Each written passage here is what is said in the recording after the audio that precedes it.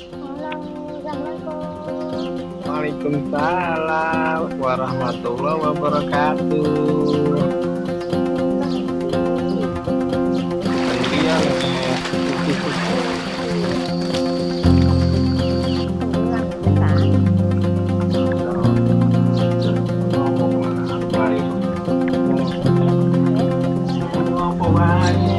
Assalamualaikum warahmatullahi wabarakatuh. Perkenalkan, saya Andi Susanto. Kita saat ini berada di Pokdakan Wonominasari yang berlokasi di Dusun Wonosari, Desa Banyusari, Kecamatan Tegalrejo, Kabupaten Magelang, Jawa Tengah, Indonesia. Pada kesempatan siang hari ini, saya akan sedikit bercerita tentang cara berbudidaya ikan yang baik di tempat kita. Ini di awalnya kita cara budidaya ikan yang baik, salah satunya kita memilih induk yang baik. Induk kita berasal dari Balai Besar Perikanan Air Tawar yang ada di Sukabumi. Induk ini mempunyai umur yaitu SKA 3-4 tahun setelah matang gunat pertama. Di budidaya Pokdakan Wonominasari ini kita mempunyai beberapa kolam pemijahan, kolam induk, kolam pendediran, dan juga kita mempunyai pembuatan untuk pelet sendiri. Jadi di kelompok ini kita sudah berintegrasi antara pembibitan, pembesaran, dan juga pengolahan hasil pasca panen khususnya di budidaya lele. Jadi kita mempunyai sertifikat ini, sertifikat asal namanya surat keterangan asal ini berfungsi untuk memberikan induk yang baik. Kita dapat surat keterangan induk ini bahwasanya benar-benar di kelompok kami ini induknya sudah induk yang bersertifikat dari Kementerian Kelautan dan Perikanan. Nah, dan juga di sini di kelompok Wonominasari ini kita sudah melakukan CPIB yang pada tanggal 21 Juni 2021 kita dinobatkan sebagai kelompok yang ber-CPIB excellent, artinya sangat baik. Jadi berarti kelompok kita ini sudah bisa melakukan cara pembenihan ikan lele yang ber-SOP standar nasional. Coba-coba semua, mari kita sambil melihat kondisi kolam yang ada di tempat kita, yaitu Pokdakan Wonominasari. Ini kita mempunyai dua jenis spesies induk, yaitu spesies mutiara dan sangkuriang. Di sini kita mempunyai dua kolam penampungan induk, yaitu yang ini adalah kita posisi kolam induk sangkuriang, dan ini sebelah sana adalah calon induk mutiara. Jadi di sini kita mempunyai dua kolam induk. Terus yang di sebelah sini, rekan-rekan sahabat semua, kita mulai memasuki ke area ini adalah tempat untuk pemijahan. Nah, ini yang tidak kalah pentingnya adalah di sini kita mempunyai food dip. Nah, food dip ini berfungsi, ini adalah untuk mensteril jika kita akan masuk ke kolam pemijahan. Idealnya jika masuk ke kolam pemijahan ini kita harus pakai seragam khusus dan juga alas kaki harus dilepas. Tapi mungkin maaf Bapak Ibu, ini kondisi karena kita masih dalam taraf perbaikan juga. Jadi kemarin kita masih dalam posisi perbaikan. Jadi sementara ini mohon maaf, mari kita masuk pakai alas kaki dulu, tidak apa-apa. Rekan-rekan sahabat lele semua, ini adalah area pemijahan tempat kita. Jadi dari tempat induk tadi kita ngambil satu pasang induk betina dan pejantan, kita masukkan ke sini. Di sini ini adalah tempat untuk melakukan pemijahan. Nah, setelah 1 kali 24 jam pemijahan di sini, nanti paginya ikan itu kita angkat, kita ambil, kita kembalikan ke kolam rehabilitasi. Jadi setelah nanti masuk ke kolam rehabilitasi, setelah 1 minggu nanti kita kembalikan ke kolam induk kembali. Nah, ini di tempat pemijahan ini setelah larva menetas, kita selama 3 hari kita kasih pakai kuning telur. Selanjutnya kita pasih pakai cacing sutra. Cacing sutra di tempat kita ini selama 15 hari Wis. penuh. Jadi harapannya ini dengan cacing sutra kita bisa memberikan induk. Maaf, kita bisa memberikan bibit itu yang secara sehat, bibit itu secara kuat. Jadi kuat bibitnya ini. Nah, ini di kolam pemijahan ini. Di sini kita berlakukan selama 20 hari. Jadi setelah 20 hari, ini nanti kita akan pindah ke kolam pendederan yang ada di bawah sini. Oke, setelah 20 hari kita di kolam pemijahan, ini benih-benih ikan tadi akan kita tebar di area pendederan. Yang mana di area pendederan ini kita juga sudah membuat untuk sirkulasi air, yaitu kita sudah steril. Ini adalah kolam pendederan kita, yang mana di dalam kolam pendederan ini kita harus tetap menyiapkan satu tampungan air, yang mana tampungan air ini untuk mensuplai jika kolam-kolam ini nanti kita kuras. Karena di beberapa hari, kita setiap 3 hari sekali, ini akan kita kuras. Jadi air yang mengendap di bawah ini akan hilang. Terus kita suplai dari air yang ada di sebelahnya. Nah, ini kita mulai pendederan di kolam pendederan ini selama 30 hari. Ini kita beri pakan PF, yaitu PF 800 dan PF 1000. Selanjutnya setelah umur 20 hari, ini akan kita keluarkan ke kolam pendederan yang atapnya lebih terang, lebih banyak sinar matahari yang masuk. Jadi ini juga bisa berfungsi sebagai tempat karantina ikan belum kita masukkan ke kolam-kolam pembesaran. Nanti di sini kita di tempat pendederan kedua ini kita selama 79 hari dari larva. Jadi nanti ukur 79 itu kita sudah bisa kita lepas ke perairan untuk kolam pembesaran. Jadi di sini ini sudah kita mulai kasih pakan pelet min 1. Jadi harapannya yang di kolam pendederan kedua ini pakai PF, yang di sini ini sudah pakai min 1. Jadi nanti kita di kolam pembesaran sana ini sudah min 3. Seperti itu teman-teman. Kita di tempat pendederan ini kita beri makan pagi sekitar jam 8 itu sudah kita kasih makan. Selanjutnya siang kita biarin, baru kita malam maksimal jam 9 malam ini kita kasih makan.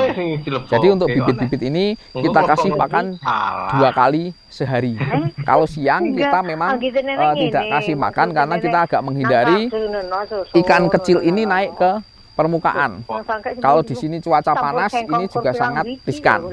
Pemberian pakan ini jam 8 sampai setengah 9, dan kalau malam kita berikan makan itu jam 8 sampai jam 9 maksimal. Dengan waktu atau jadwal yang tepat itu ikan itu makan bisa teratur dan dia bisa merata. Seandainya kita memberikan pakan itu secara acak jamnya, otomatis ikan ini kan banyak di dasar. Dia akan tidak tahu kalau di situ ada pakan. Jadi pasti yang menang itu semakin besar dan yang kecil semakin kecil. Nah, di sini pun dari pemijahan masuk ke pendederan pertama itu kita harus lakukan grading. Setelah 10 hari di tempat pendederan yang pertama kita grading, 20 hari nanti kita grading masuk di pendederan ke 3. Setelah nanti kita berumur di sini itu 20 hari di sini kita grading lagi, terus 10 hari kita grading lagi sebelum kita masukkan ke kolam pembesaran. Jadi memang grading itu berfungsi untuk mengetahui atau untuk melihat seberapa besar ikan-ikan itu. Jadi kita akan menseragamkan. Jadi ikan itu akan kita sortir mana yang ukuran sama, mana yang ukuran kecil dan mana yang ukuran besar. Sehingga nanti kalau masuk kita ke kolam pembesaran, ikan ini sudah tidak perlu kita grading kembali dan ukurannya panen bisa kita jadwal dengan baik selama dengan pakan yang optimal, teratur, dan pakan juga memenuhi standar protein yang dibutuhkan ikan. Di kolam-kolam kami ini untuk antibiotik kita memang belum menggunakan obat-obatan. Jadi di sini kita masih memberikan obat herbal alam. Salah satunya adalah di sini ada daun pisang. Di sana saya memelihara itu namanya rondonoleh dan juga ada daun kates. Nah, Ini daun pisang ini menurut kita dan kita yang sudah kita lakukan di lapangan, jika ada ikan-ikan yang luka, getah daun pisang ini bisa mengobati luka-luka yang kecil tersebut. Nah, dan jika kita memang ada nanti ada luka yang parah, ikan ini akan kita ambil dan kita taruh di kolam karantina. Yang mana kolam karantina ini kita terpisah dari kolam-kolam yang lain, karena ini memang kolam khusus yang dibuat untuk karantina ikan yang tidak sehat. Sobat-sobat tele, di sini kita memasuki kolam area pembesaran kita. Setelah berumur 79 hari, ikan akan kita pindah ke area pembesaran. Di kolam pembesaran ini, ikan-ikan itu akan kita beri makan min 3 sampai panen. Di sini dengan adanya grading yang beberapa kali di tempat pembibitan sana, di tempat pembesaran ini kita tidak memerlukan grading lagi. Jadi di kolam ini, begitu kita tebar ukur 79, rata-rata 55 hari sampai 60 hari kita bisa panen. Nah, pakan di sini kita juga membuat pakan sendiri.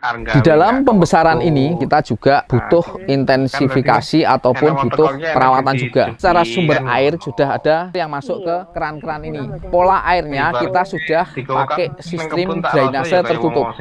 Nah, jadi ketika kita pengen menambah air, kita tinggal membuka keran.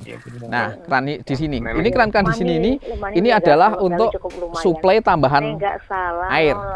Nah, memang ini kita pasang aerator, tapi karena di lokasi kami listrik juga masih agak susah, makanya kita pemeliharaan secara sistem manual. Nah, di sini setiap kita pemberian pakan, kita memberian pakan juga 2 kali, yaitu pagi terus sama malam. Nah, jadi di pagi hari ini sebelum kita berikan pakan, ini kita akan buka penguras ini selama beberapa detik untuk membuang sisa atau untuk membuang amonia yang ada di kolam ini. Nah, kurasan ini kurasan akan kita buka. Nah, ini kita buka di beberapa detik saja untuk membuang air yang keruh ataupun hasil amonia di malam hari. Nah, ini saya sistem drainase kita. Nah, ini tadi kita lihat ada air yang sangat keruh sekali. Air kotor ini dan ini agak berbau. Nah, inilah amonia. Salah satu keberhasilan di tempat kita bisa manfaatkan air semaksimal mungkin, dan kita juga akan membuang ini sisa-sisa amonia sehingga ikan kita sehat. Nah, di sini setelah kita buka beberapa menit air kotor, ini air kita tutup kembali. Kita budidaya ini kita juga harus memperhatikan sistem drainase dan sistem struktur kolam yang baik dan benar. Bagaimanapun sebuah produksi ikan pembesaran tanpa didukung dengan desain ataupun dengan instalasi air yang baik, tentu saja akan menghasilkan hal yang kurang baik. Dan ini di tempat kita sudah mencoba pola yaitu drainase tertutup, dan juga kita mempunyai kolam penampungan. Satu kolam ini kita tebar rata-rata 2000 dengan diameter 3 meter. Nah, ini kita bisa rata-rata panen itu 1,75 sampai 1,8 kintal. Itu selama 55 dan 60 hari. Nah, di sini kita panen bersih itu rata-rata dengan ukuran ikan itu 89 itu cuma sekitar 160 kilo, dan selebihnya itu hasil gradingan ikan yang masih ukur 10 akan kita taruh di kolam yang kosong tadi. Ini rata-rata satu kolam kita bergulir ini sudah bisa panen setiap 2 minggu sekali. Di dalam budidaya ikan memang banyak kendala, apalagi kita masih di bibit-bibit usia 46 sampai 68. Nah, kendala yang utama untuk bibit kecil di tempat kita ini adalah cuaca. Jadi air hujan ini sangat berpengaruh sekali dengan kesehatan ikan. Nah, maka kenapa di tempat saya untuk pembesaran ini tidak saya kasih tutup? Karena saya sudah lepas dari umur 68. Jadi umur 79 yang akan kita tebar di perairan ini. Sehingga ini sudah aman dari sinar matahari. Memang beberapa penyakit kalau di bibit ini memang sangat riskan. Karena itu dari bakteri ataupun dari mungkin orang asing masuk ke area pembibitan kita yang tidak steril, itu bisa mengakibatkan ikan menjadi berpenyakit dan rusak. Sehingga memang kalau di pembibitan itu memang harus benar-benar steril. Dari pembesaran akan masuk ke tempat olahan produksi pasca panen. Jadi secara jadwal waktu kita sudah bisa berurutan. Salah satu syarat kita bisa memberikan jadwal waktu yang baik ini, kita tidak terlepas dari adanya satu, induk yang baik, kedua, cara pembibitan yang baik, ketiga, pembesaran dengan pakan yang optimal. Nah, tetapi sahabat-sahabat semua, memang di budidaya lele ini tidak semudah yang kita bayangkan. Kita butuh proses, kita butuh waktu, kita butuh pengalaman, dan kita juga butuh melihat kondisi air, kondisi potensi di sekitar lingkungan kita juga. Selama ini yang menjadi kendala di tempat kita yaitu adalah kondisi air yang sangat minim. Tapi bagaimana caranya teman-teman di kelompok kita bisa berupaya dengan adanya mata air, dengan adanya sumber air PDAM dan juga sumur, kita bisa berproduksi dan berbudidaya ikan. Seperti yang saya sampaikan, tempat kita juga memproduksi pakan. Nah, pakan kita ini dengan beberapa bahan yaitu tepung ikan, bunggil kedelai, dan juga tepung jagung. Ini kita bisa memproduksi pelet sendiri. Yang mana dari hasil produksi ini kita bisa menekan biaya pakan pembelian dari pabrik, sehingga kita bisa menghemat dan keuntungan kita bisa sedikit bertambah. Kita juga berinovasi, kita membuat pakan ini sendiri dengan komposisi yaitu ada tepung ikan itu 1,4, terus kita ada tepung kedelai 1,4, kita ada dedak halus, dan kita juga ada tambahan berupa minyak ikan. Dari komposisi itu kita masih ada salah satu bahan organik yang kita tambahkan ke campuran pakan ini, sehingga kita bisa meminimalkan pembelian pakan, yang mana ini sebagai salah satu solusi kepada teman-teman semua. Mari kita belajar bersama untuk menekan angka pembelian pakan dari pabrik. Kemarin dari hasil uji lab kita sudah memenuhi standar untuk pembuatan pakan ini, dan PTN ini juga sudah memenuhi standar untuk makan ikan lele. Untuk pemasaran saat ini kita sampai di beberapa reseller dan sudah di warung-warung tradisional. Kita rata-rata per hari sudah mencapai kurang lebih 50 sampai 1 kuintal itu dari lele filet, lele berbumbu. Kalau dari bakso dan nugget ini kita rata-rata 100 ek per hari. Nah, ini tempat kita di Joglo Lele ini, Podakan Wonominasari ini, kita di bawah satu wadah yaitu Joglo Lele, yang mana Joglo Lele ini mewadahi dari budidaya ikan, dari pembibitan, pembesaran, dan juga produk olahan. Kepada sobat-sobat semua, ini tadi cerita kita dari awal pembibitan, pembesaran, dan pasca panen di Podakan Wonominasari yang dinaungi oleh suatu wadah Joglo Lele. Jika teman-teman pengen berkunjung, mari kita silaturahim belajar bersama di tempat ini. Silahkan Sherlock aja di Joglo Lele Minasari yang beralamat di Dusun Wonosari, Desa Banyusari, Kecamatan Tegalrejo. Atau bisa hubungi nomor WA saya 085 743 912487. Jangan lupa teman-teman subscribe Capung. Terima kasih. Bye bye. Saya kan mikir kerja, mikir tanggung jawaban ya. Insya Allah lah. Perdana ini saya ada ternaknya 200 ekor. 200 ekor rasanya, dan setelah saya jalani enak dan menghasilkan. Alhamdulillah saya dapat pasar yang lumayan bagus. Dalam artian saya nggak pernah menyetok telur. 2 juta ya lah ya. Nah, nenek kalau Zaki balik 2 juta. ngeterke Sutri munggah ronang 9 2 juta 2,4. Lah kan ping 4. Ping 4 mondar mandir jadi wol.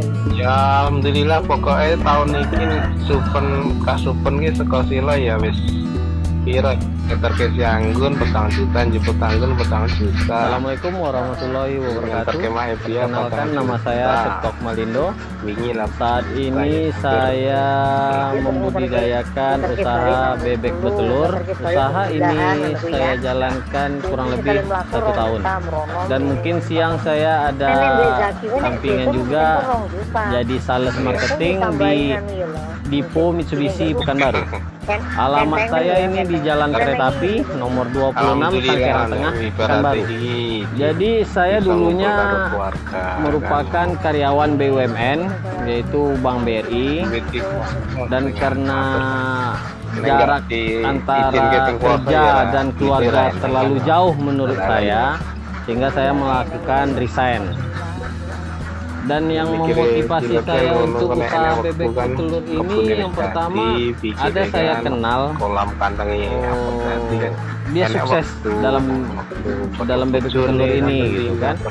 Dan setelah saya nonton YouTube dan ada bertanya sama orang di kampung lah, dan usahanya pun tidak repot, simple, tidak memakan tenaga lah intinya gitu, nggak minta waktu kita, palingan kerjanya pagi bersihkan, sore kasih makan, itu aja. Jadi simple lah usahanya gitu kan, budidayanya simple aja sih sebenarnya. Tapi jatuh jadi kok anu lagi ya foto lain. Itulah pikir-pikir minggu lah apa kebun di tuku caranya kayak sawah di suburan garap mungkin Gusti. Kalau awalnya saya kan yang ini perdananya ini saya ada ternaknya 200 ekor 200 ekor rasanya, dan setelah saya jalani enak dan menghasilkan. Itu makanya saya tambah lagi yang ini kan 500. Dan waktu ini dibangun, nah itu saya cerita sedikit. Yang namanya bebek betelur ini sensitif dan sangat tingkat stresnya tinggi. Jadi pada saat membangun kandang ini, yang 200 pertama itu terjadi murah, rontok bulu. Jadi ketika dia rontok bulu itu dia nggak bakalan menghasilkan. Jadi capek memberi makan aja. Akhirnya ini udah datang, itu saya akhirkan yang 200 saya jual, ganti yang baru. Ini udah dari anakan, sekarang umur 2 bulan. Alhamdulillah udah 2 bulan umurnya sekarang gitu. Kurang lebih 700, ini 500, yang ini 200. Nah yang ini topnya kemarin sampai di angka 420 butir, berarti kurang lebih sekitar 14 papan sehari, kurang lebih sekitar 4,5 sampai 5 bulan dari dia mulai lahir ya. Alhamdulillah saya dapat pasar yang lumayan bagus, dalam artian saya nggak pernah menyetok telur saya habis setiap hari, justru kurang terus gitu. Dan itu saya dominan jualnya ke pedagang bandrek. Bandrek kan pernah panen juga. Ada beberapa langganan memenuhi itu aja udah kewalahan juga saya jadinya sekarang. Kalau kotoran ini kan kemarin saya kerok. Jadi sekali 2 bulan atau udah mulai basah, ini kita kerok nih, angkat, kita buang. Itu tunggu kering, nanti dimasukkan ke karung, bisa dijual. Nah, untuk tanaman lah.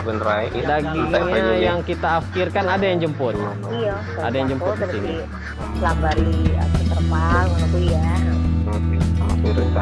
Ini kan nggak koyo udang, nggak loter kan Melayu. Jadi kalau setiap pagi adik-adik yang membersihkan kandang ini, kita selalu ngidupkan musik. Jadi ketika dia ribut, dia kerja, musik hidup terus, nggak ada masalah. Jadi kita mensiasatinya seperti itu. Itu yang pertama. Yang kedua, kalau malam hari yang sudah saya alami lah, awalnya saya ngasihkan lampunya terang. Ternyata kalau dia udah biasa masa terang ketika mati lampu malam ribut. Jadi nggak enak kita sama tetangga jadinya. Nah, terus yang ketiga usahakan tidak mengganti pakannya. Itu sokono dikawin. Allah lah. Wih nenek malah orang doyan loh, bukannya nggak doyan apa? Anggur mangan udah tuh kirain pening malah. Ceritanya itu kolam kan ada. Nah, dulu nggak di situ, di sini kolamnya. Jadi yang waktu 200 ini ya kayak tiap weekend Sabtu Minggu saya lepaskan tinggi. nah biar berenang. Tapi saya telusuri dari YouTube juga, ternyata itu kurang efisien. Kenapa kurang efisien? Anggaplah dari hari Sabtu kita lepaskan, Minggu pasti turun produksi telur. Jadi kalau dilihat kelelahan dia. Dia berenang tuh lelah dia jadinya, isik dia. Nah jadi nanti anggaplah hari Minggu kita lepasin, Senin turun, Selasa naik. Ya tergantung sih. Kalau yang 500 ini saya belinya gadis, umur 4 bulanan saya beli, umur 3 sampai 4 bulan saya beli nih. Dan produksinya kan di umur 5 bulanan. Dan masa lama dia berproduksi telur itu infonya, dan saya pelajari juga dari teman yang di Sawalunto, di Payakumbuh, dia sampai dengan umur 2 tahun. Tetapi dalam masa 2 tahun itu dia ada proses yang namanya murah. Ya, walaupun dia tidak stres, dia bakalan ada murahnya ganti bulu. Ya bisa selama sampai dengan 2 tahun, 20 bulan itu kurang lebih mau 2 kali. 2 kali sampai 3 kali. Ini sekarang nggak lagi proses nih, ini kan ada rontok-rontok nih. Nah, jadi memang ya proses produksi telur pun menurun. Produksi telur menurun. Makan lebih dia. Nah ini buktinya, ini udah mulai sedikit yang murah lantaran ini buktinya makan pagi tadi masih ada sisa. Kalau dia lagi murah semua, begitu dikasih makan hanya 5 menit itu habis. Dan upayakan makan jangan dicampur. Jadi awal mula saya mencari pasar ini, yang saya belajar dari yang 200 ini, saya sampai stok ikan di rumah itu telurnya sampai 10 papan. Lantaran nggak tahu kemana buangannya. Ternyata tanya sama adik ini pandai ya jalan lah dia keliling ke bandrek. Ternyata orang tuh awalnya nggak percaya di mana ternaknya, di jalan kereta api. Nggak mungkin di jalan kereta api ada ternak bebek katanya. Jadi mereka ada 3 orang atau 4 orang yang datang ke sini survei. Nah yaudah, bisa nggak sediakan 2 papan, 3 papan 1 hari? Kalau iya kita langganan katanya. Nah, dari situlah mulai berlanjutlah sampai sekarang.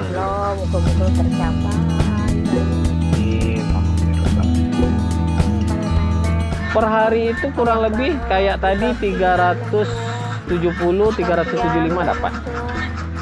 Kalau berbicara papannya, kalau hari ini keluar 12,5 kurang lebih. Dia kan kalau 12 itu 360, berarti 385. Jadi kalau menurut saya potensi atau pasarnya masih menjanjikan, dan infonya pun sekarang kayak yang pemain bebek telur di Payakumbuh, dia nggak buang ke Pekanbaru lagi. Mereka justru lebih cenderung menjualnya ke Jambi, harga lebih gila dibandingkan budidaya yang lain. Karena saya udah mengalami dan sudah mencoba ini, kerjaannya nggak ribet, bisa ditinggal. Ya kayak tadi sekarang kan dikunci aja lagi. Palingan kerja pagi itu 2 jam. Ya paling udah include ngutip telur, ngasih makan, bersihkan, udah selesai. Nah nanti palingan santainya nanti bersihkan telur lah kan telurnya ada yang kotor nanti tuh kita bersihkan. Nah itu udah santai. Yang kalau yang sore itu paling sebentar kali, nggak sampai setengah jam. Kan hanya ngasih makan aja lagi. Sehari 2 kali. Simple. Dibandingkan budidaya yang lain menurut saya gitu ya. Oh, kayak emang gitu deh suaranya. Jerit ngopo kayak dia. Ya sekarang ngono ya istirahat ya lah ya. Iya Tri ya.